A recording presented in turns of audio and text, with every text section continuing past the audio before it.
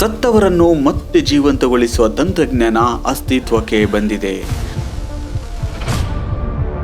ಕ್ರಿಸ್ತಶಕ 3199 ಕಾಲದ ಭೂಮಿ ಮಂಗಳ ಗ್ರಹದ ಹಾಗೆ ಬದಲಾಗಿದೆ. ನೀರಿಲ್ಲ, ಹಸಿರಿಲ್ಲ, ಮನುಷ್ಯರ ಅಸ್ತಿತ್ವವೇ ಇಲ್ಲ.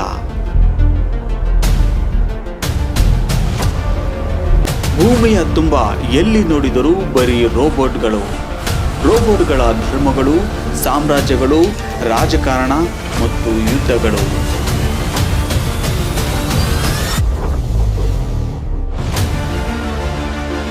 ಬ್ರಹ್ಮಾಂಡದ ತುಂಬೆಲ್ಲ ಅಸ್ತಿತ್ವದಲ್ಲಿದೆ ರೋಬೋ ನಾಗರಿಕತೆ. 2038ರಲ್ಲಿ ಅಪೋಪಿಸ್ ಉಲ್ಕಿಯ ಭೀಕರ ಹೊಡೆತಕ್ಕೆ ಮನುಷ್ಯರ ನಾಗರಿಕತೆ ಸರ್ವನಾಶ. ಕೇವಲ 800 ಮನುಷ್ಯರು, ಟ್ರಿಲಿಯನ್ ಗಟ್ಲೆ ರೋಬೋ ಸೈನ್ಯದೊಂದಿಗೆ ಯುದ್ಧಗಳು. 1000 ವರ್ಷಗಳ ಗ್ರೇಟ್ ಲವ್ ಸ್ಟೋರಿ.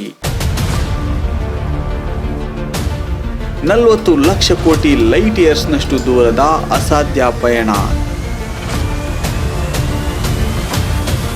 ಯಾರೂ ಊಹೆ ಮಾಡಲಾಗದ ಸೈನ್ಸ್ ಫಿಕ್ಷನ್ ಕತೆ.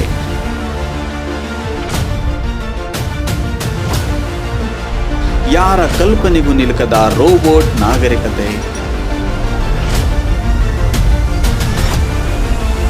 ಕನ್ನಡ ಸಾಹಿತ್ಯದಲ್ಲೇ ಮೊದಲ ಪ್ರಯತ್ನ. ವಿಡಿಯೋ ಕಾದಂಬರಿ ಕ್ರೇನಿಕ್ಸ್. ಕ್ರಿಸ್ತಶಕ 3199. ಅಂತರ್ ಗ್ಯಾಲಕ್ಸಿ ಪ್ರೇಮ ಮತ್ತು ಯುದ್ಧ.